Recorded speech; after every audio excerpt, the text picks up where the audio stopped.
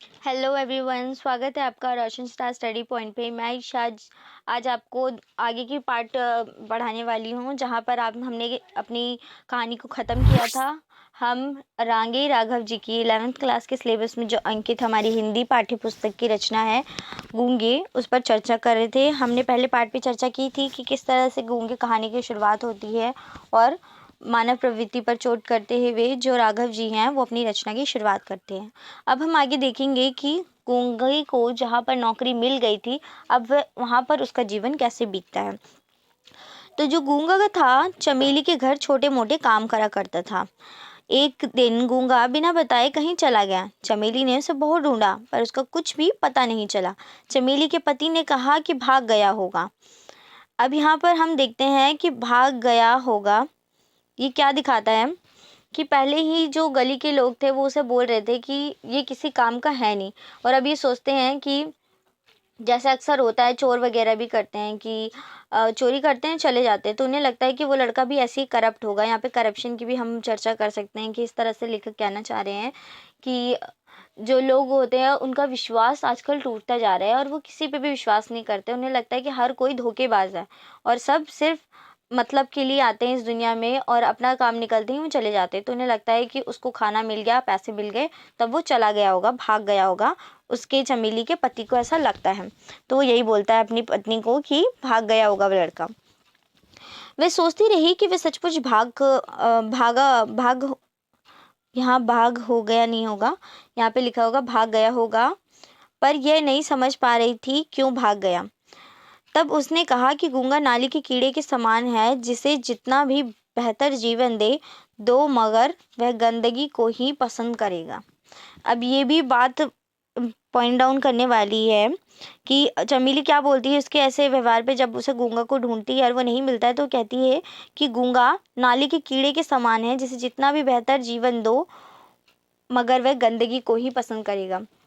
यहाँ पर बताया गया है कि किस तरह से मनुष्य को हम बहुत ज़्यादा चीज़ें, जब किसी गरीब को कह सकते हैं कि जिसके पास कुछ भी नहीं है, उसको थोड़ा सा भी संसाधन दे देते हैं ना, तो कह सकते हैं कि उसको वो चीज़ें रास नहीं आती है, क्योंकि वो उसे नॉर्मल जीवन पसंद होता है तो वो कर नहीं सकता है। मैं इसका एग्जांपल देती हूँ कि अगर कोई व्यक्ति सालों से ज़मीन पर सोता है, तो आप उसे अगर मखमल की चादर दे दो, बेड दे दो सोने के लिए, तो उस पर सोना पसंद नहीं करेगा, क्योंकि उसको आदत लग गई है ज़मीन पर सोने की।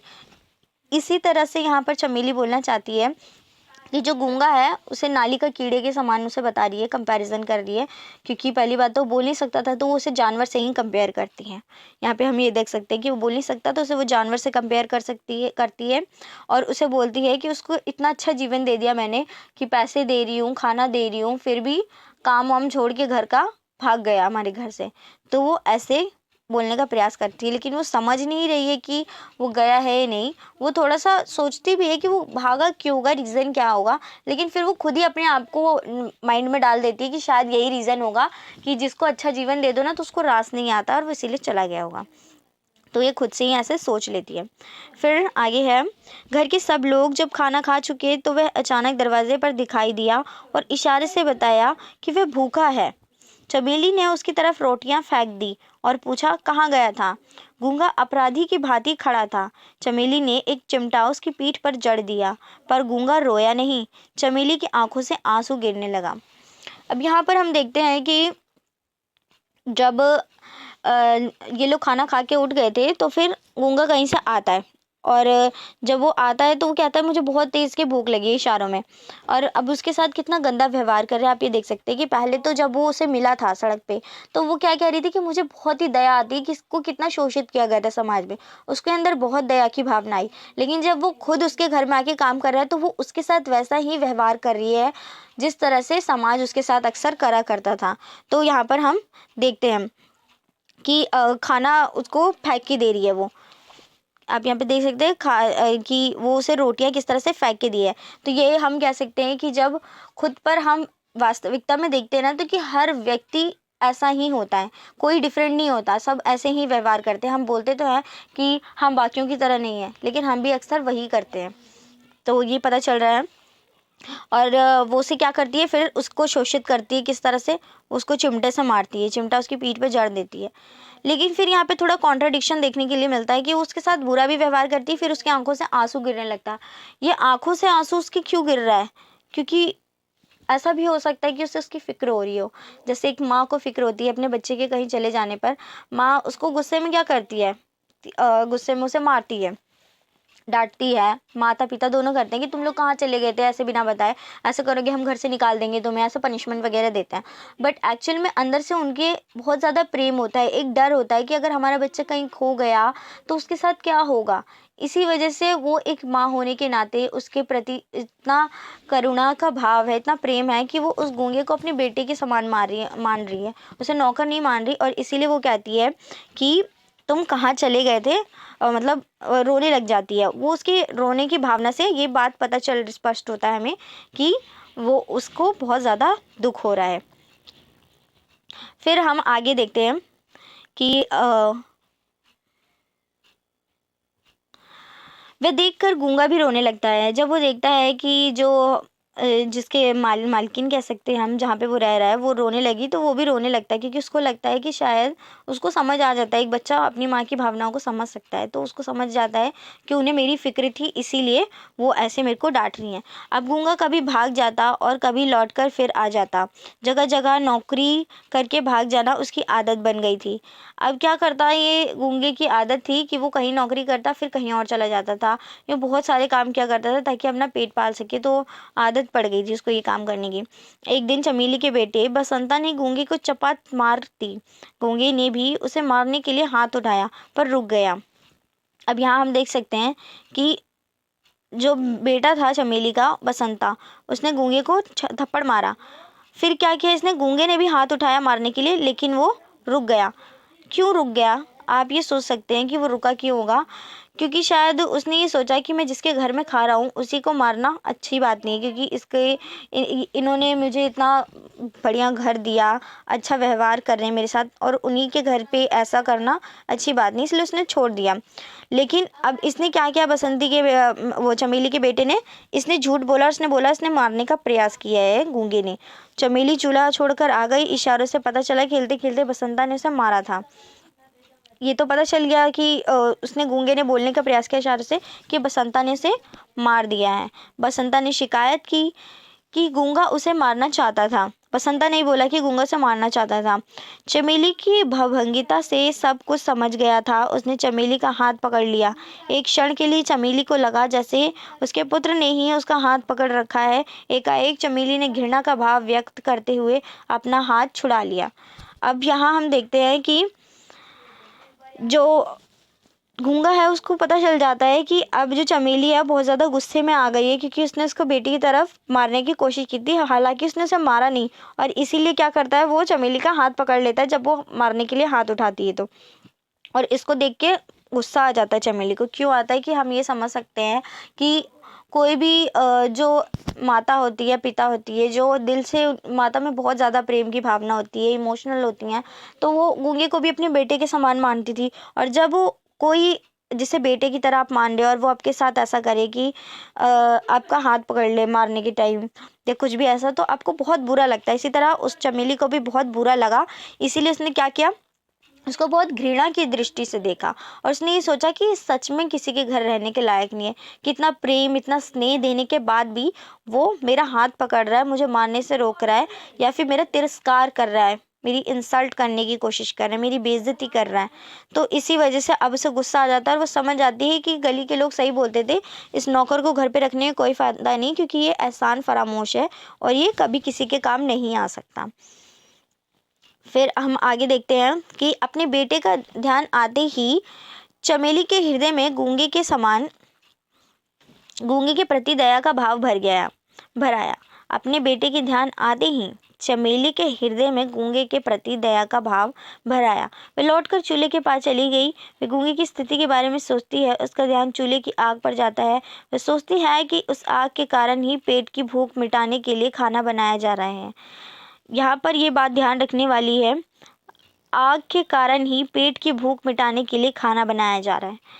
ये बहुत ही बड़ा व्यंग किया गया, बहुत ही बड़ा, कि इंसान जो है अपने पेट के लिए कमाता है। दो आग होती है, एक तो भौतिक रूप से हमें दिख रही है और एक हमारे पेट के अंदर की आग होती है। ये जो पेट के अंदर की आग होती है वो उसके अंदर इतनी ज्वलंत आग होती है, इतनी जलन होती है कि उसके लिए इंसान कुछ भी कर सकता है। चोरी डकैती मार कुछ, किसी का मर्डर कुछ भी कर सकता है, क्योंकि उस भूख को शांत करने के लिए ही मनुष्य कमा रहा है। अगर भगवान ये पेट नहीं बनाते तो शायद कोई भी मनुष्य कमाता नहीं। और इसीलिए जो मनुष्य है वो गलत काम करने को भी तैयार हो जाता है, सिर्फ इस पेट की जो आग है उसको शांत करने के लिए, इस भूख के लिए ही वो ये सब करता है। और यही काम क्या कर रहा है, वो गूंगा कर रहा है। यही खाना उस आग को समाप्त करता है जो पेट में भूख के रूप में विद्यमान है। अब यहाँ भी हमें एक बात देखने वाली है कि एक आग तो पेट के अंदर है और इस पेट की आग को समाप्त करने के लिए हम क्या कर रहे हैं, उस आग में ही खाना बना रहे हैं। तो इसका मतलब क्या है, आग से ही आग खत्म हो रहा है। जैसे कहते हैं ना, लोहे को लोहा ही लोहे को काटता है, उसी तरह से क्या हो रहा है कि आग जो पेट के अंदर है उसको कौन शांत कर रहा है, जो आग में बनने वाला खाना है वही शांत कर रहा है, जो भूख के रूप में विद्यमान है। इसी भूख रूप आग के कारण एक आदमी दूसरे आदमी की गुलामी स्वीकार करता है और इसीलिए गुलामी भी स्वीकार की जाती है। जैसे मैंने बताया कि इस भूख के लिए कोई कुछ भी कर सकता है, ठीक है। वो किसी का नौकर भी बन सकता है, किसी की चापलूसी भी कर सकता है, किसी की गंदी गालियाँ भी सुन सकता है, या फिर चटुकारिता कर सकता है, कुछ भी कर सकता है। वो चापलूसी तक किसी भी हद तक जा सकता है इस भूख के कारण। ये भूख इतनी बड़ी चीज़ है। तो यहाँ पे भूख का बहुत ही अच्छा वर्णन उन्होंने किया है राघव जी ने, और भूख की चर्चा की है। यदि यह आग ना हो तो एक आदमी दूसरे आदमी की गुलामी कभी स्वीकार न करे। यही आग एक मनुष्य की कमजोरी बन उसे झुका देता है। तो ये आग जो होता है ना, यही मनुष्य की कमजोरी बनता है। तो मतलब इंसान किसके आगे सबसे ज़्यादा झुकता है, वो अपनी भूख के आगे झुक जाता है, उस आग के आगे झुक जाता है जो उसके पेट में जल रही है, और इसी कारण से वो लोगों की गुलामी करने तक को मंजूर हो जाता है। तो यहाँ पर बहुत ही अच्छा व्यंग किया हुआ है। फिर हम नेक्स्ट पे चर्चा करें तो यहाँ पे है, चमेली के समझ में आ गया कि गूंगा ये समझता है कि बसंता मालिक का बेटा है, इसीलिए उसने बसंता पर हाथ नहीं उठाया। थोड़े दिनों में गूंगे पर चोरी का आरोप लगा। अब आप देख रहे हैं यहाँ पे कि किस तरह से जो गूंगा है उस पर चोरी का इल्ज़ाम लगाया गया। और ये चोरी का इल्ज़ाम क्यों लगाया गया, क्योंकि वो कुछ बोल नहीं सकता। तो लोगों को क्या लगता है कि ये चोरी उसी ने की होगी, वो क्योंकि अपनी सफाई में कुछ नहीं दे सकता।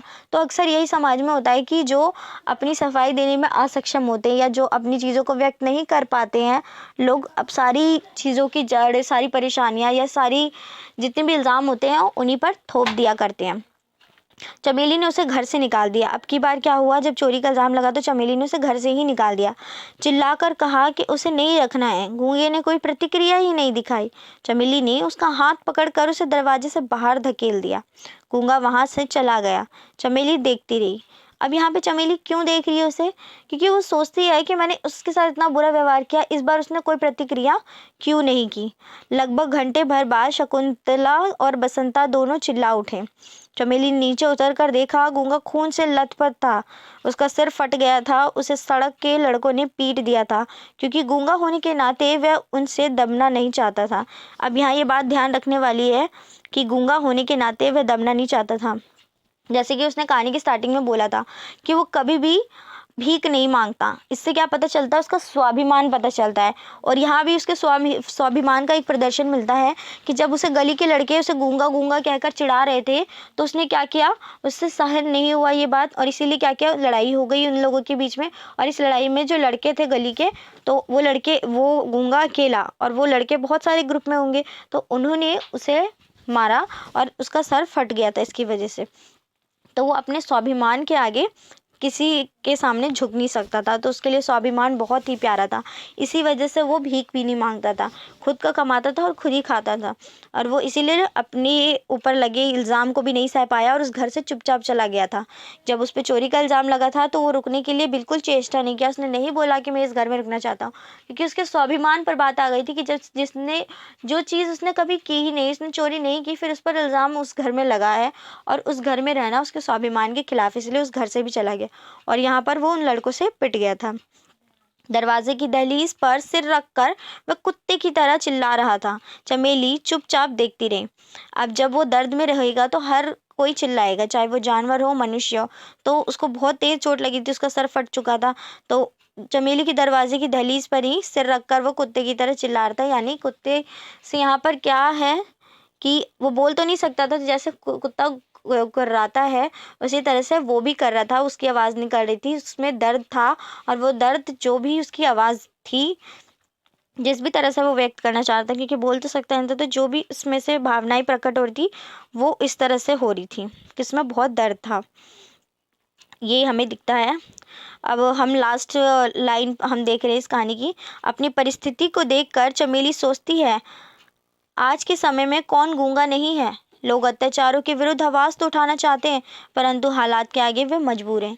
ये लाइन बहुत ही ज़्यादा इम्पॉर्टेंट है। इसको तो आपको पेपर में ज़रूर एज इट इज़ लिखना होगा। यहाँ से यहाँ तक की जो लाइन है, आपको एज इट इज़ ये पूरी लाइन लिखनी होगी कि लोग अत्याचारों के विरुद्ध आवाज़ तो उठाना चाहते हैं, परंतु हालात के आगे वे मजबूर है। यानी एक तरह से गूंगे हैं। गूंगा व्यक्ति वह नहीं है कि जो अक्षम हो, बल्कि गूंगे वो सारे व्यक्ति हैं जो बोलते नहीं हैं। जहाँ वो भी बोलना उस जगह नहीं है कि हर जगह बोल दो, कि कोई आपकी ज़रूरत भी नहीं बोलने की, फिर भी आप बेवक्त का बोल रहे हो। बोलना उस जगह जहाँ लिटरली आपकी ज़रूरत है, आपको बोलना है। जहाँ पर अत्याचार हो रहा है वहाँ आपको आवाज़ उठानी है। किसी के साथ बुरा हो रहा है तो आप आगे बढ़ के आओ, उसको उन बुराई से बचाओ। तो वो अगर आप नहीं कर सकते तो ये पूरा समाज गूंगा है। वो यहाँ पे जो लेखक है वो चमेली के माध्यम से इस पूरे समाज के वो एक व्यंग कर रहे हैं, एक बहुत ही बड़ा, कि या इस पूरा समाज जो है वो गूंगा है और वो कभी नहीं बोलता। अत्याचारों के आगे तो वो कभी बोलता ही नहीं है, वो सिर्फ खड़ा होकर तमाशा देख रहा है। इसीलिए ये गूंगा सिर्फ ये असक्षम